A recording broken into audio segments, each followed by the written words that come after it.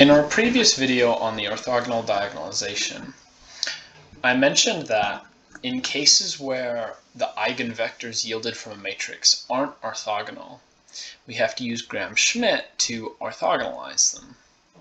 So this, since we've already covered Gram-Schmidt, this isn't very complicated.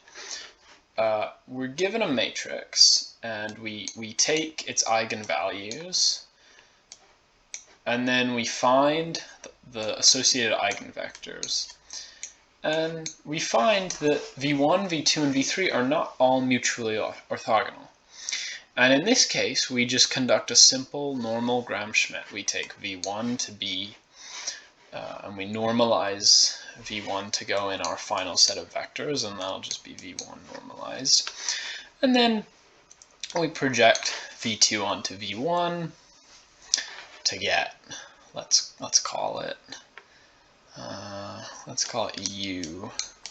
u2, and we throw that in here normalized, and then we project v3 onto v1 and v2 to get u3, and just your standard Gram-Schmidt where v1, slightly confusing because these are labeled v1, so u1 equals v1, u2 equals v1 dot u2 over v1 dot v1, 1, and so on and so forth, as we covered in previous videos on the Gram-Schmidt.